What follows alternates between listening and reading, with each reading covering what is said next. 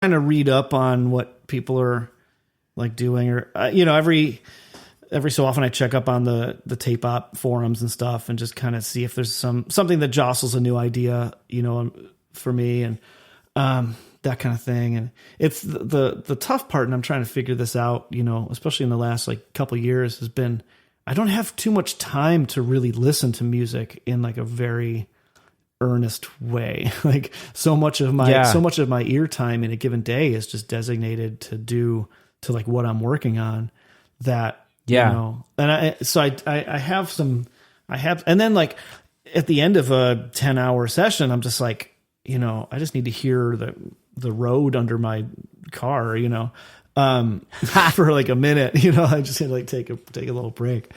So yeah, that's been a challenge. I have to figure out sort of how to keep exploring, as a listener, like new stuff. And it's funny. I spoke to Noam about this also. It's difficult. What I told him that we did is we got like a stereo in our living room now. Mm-hmm.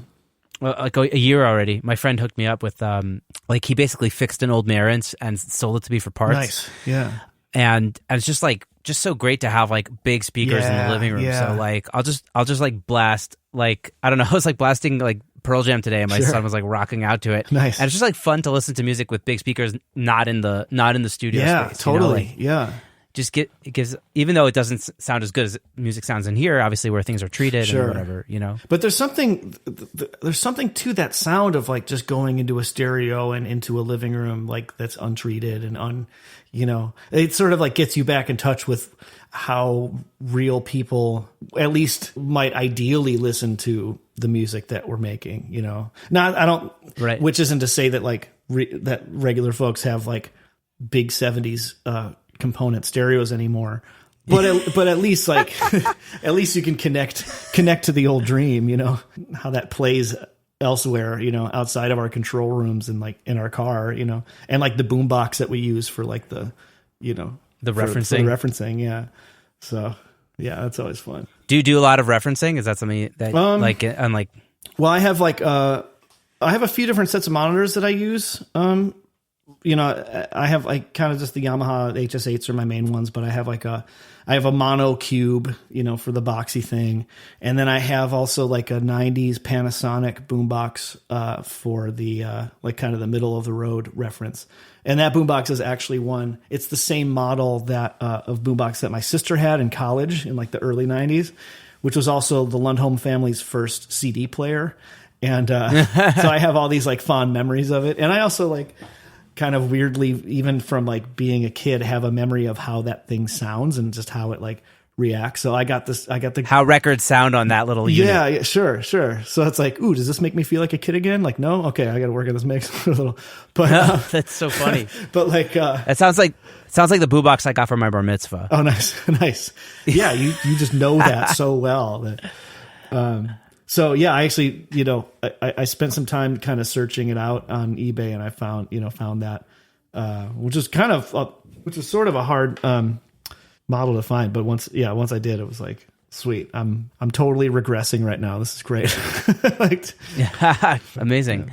So tell me about. So do you mix most of the stuff that you work on, or not really? Do you master most of the stuff that I work on? I mix. We've had a few projects that we've kind of outsourced the mixing to, and I try not to master the stuff that I work on because I'm not really equipped for that, and I also believe in the like get one last set of ears to do it mentality.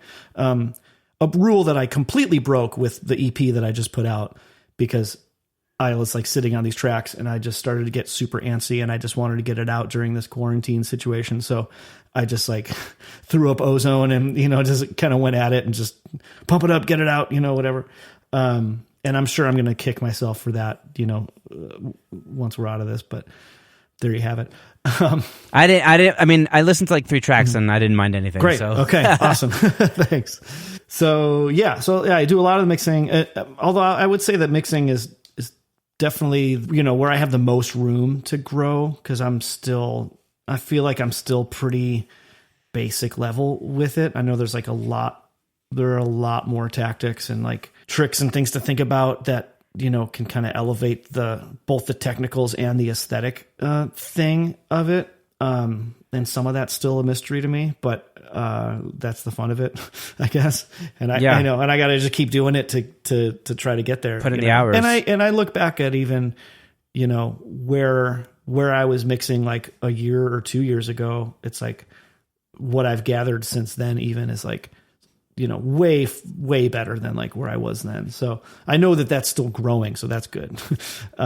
It's funny. Like when you want to get somewhere, like you just want to get there already sometimes, but like you don't realize like how much you can accomplish in a year or two, you know, without, if you just like have the patience and just do the work and totally and keep at it. Totally. Yeah. Do you have mixing templates, or do you like, or you just start in the project that you were working in? I've so far am just mixing in the project that I'm working in. I do have a template for my tracking, which I sort of also have a few like delays and reverbs and like a devil lock bus that's like already just like ready to go. So I have a couple things like set up. Shout out Sound Toys. Shout out to Sound Toys. Oh yeah. Oh man. Devil lock is like, I'm getting I've had it for years and I've used it a little bit here and there for years, but of late I've just been throwing it on everything. Like even just the tiniest touch of it just gives it this attitude that I just love. Like, and again, maybe in a couple years I'll look back and like, dude, you should have laid off the devil lock. That was maybe too much. But thanks for the secret sauce. Yeah, sure. I'll be right back. I'm gonna go make a few records. Yeah, have fun with it, man. My pleasure. Yeah, but so I'm generally working within the project that I tracked in. I've been kind of curious to try like just, you know, exporting everything and starting clean with a new session, but I haven't really done that yet. And I've talked to a couple of friends of mine who are really good mix engineers and stuff, and sort of picked their brains and looked a little bit at their templates to kind of see how they're doing it. But I haven't dove into that yet myself.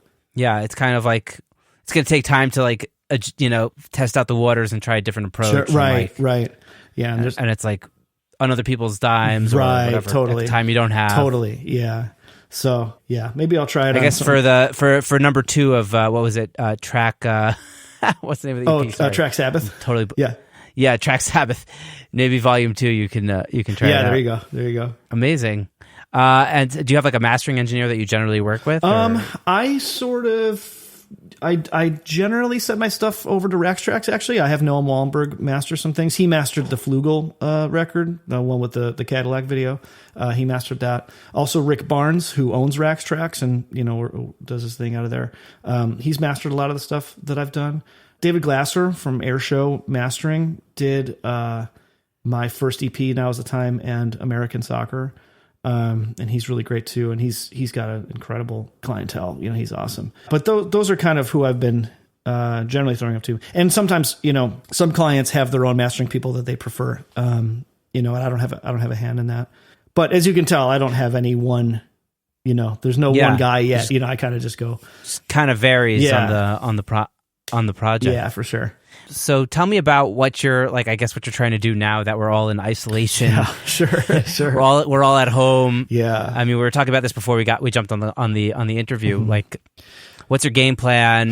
What's challenging you? I'm lucky. Plan of attacks. I'm lucky right now to be in a position where there's like a few projects that are in the post-production and mixing stage now. So I hauled the core of my studio home.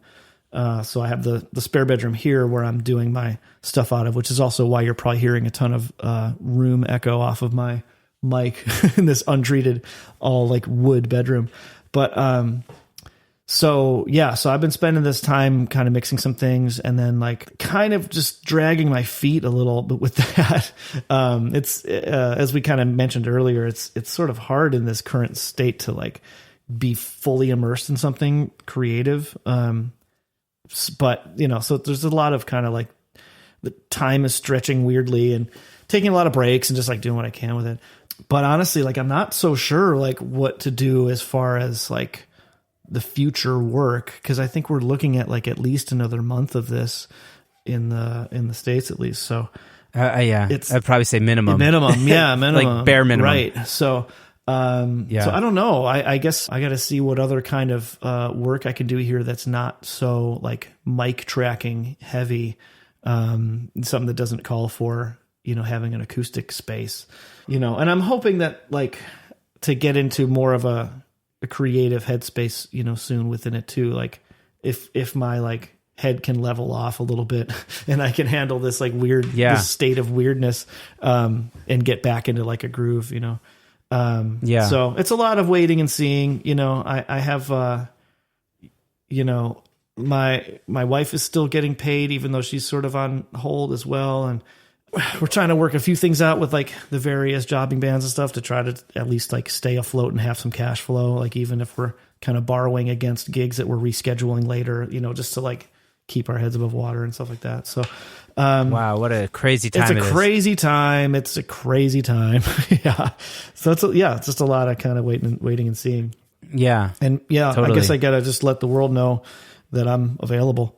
Like it'd be good if you want me to mix something or track some DI stuff, or whatever. I got to fix. You could totally do some guitar work. Yeah. That kind of thing. I'm anticipating if this is going to keep up as long as it is, I might go grab more of the guitar collection from the studio while I can, and just have that all racked up and ready, and hope that my dogs don't chew on anything, and do some work like that. But it's all still very nebulous and weird. So we'll see. Yeah, we'll see. Yeah, totally. Oh, so what was it like to hook up with the Wolfpack guys? So Woody Goss. Yeah, so Woody grew up. I imagine Noam told you more of this in his interview. Yeah, but they grew up together. So they grew up together in Skokie, just the north suburbs of Chicago, and Woody moved back here from LA a few years ago and started wanting to do some production and some work of his own, and that was all very exciting for all of us who were like buddies with Noam and kind of in the Rax Tracks scene, that he was coming back, we were hoping that he was going to want to do a lot of the stuff at Rax. And so he did. And Noam got me involved on a session like pretty early on in his homecoming, sessions. And, it all just kind of like grew from there. We kind of became fast friends and collaborators, and so Woody's called me up for a whole bunch of different projects, that, he's been producing, and it's been really exciting because, that was even a couple years ago, and nothing that we had been working on. It was all just sort of a long process getting that all finished. The process that I wasn't really involved in, for the most part. I would sometimes get called up, he'd even come by to my studio to do some percussion overdubs and things, like way later after the initial tracking and stuff. But just now, like a whole bunch of the projects are coming out at once. So it's really exciting to see, that the stuff is actually, bearing fruit now, and things that I can share to people and, have the world listen to is pretty awesome. But yeah, it's been really fun working with him. He's a super creative and strange cat, and,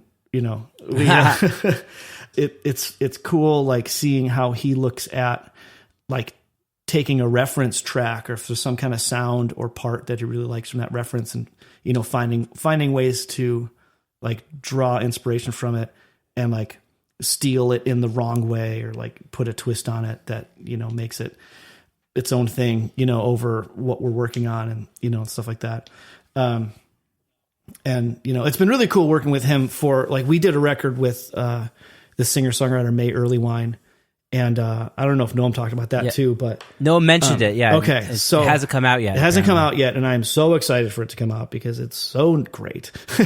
and May is like such an incredible songwriter and singer. And, we had such a great time with that process because that was all live band, like in the live room. May was in a booth singing. But we did all that tracking live to, like an Atari 1/2" that was like on its last legs and was wobbling horribly and like sounded super weird. I think it only had 7 tracks on it. Like one of the tracks was dead. And, oh my God. But, hearing the playback from those sessions, like even just like the first song that we did, it was just like, you got hit with this tangible, just like thing. Like it was the real organic old, it really felt like time travel. Like, and I had made songs that were sort of, you know,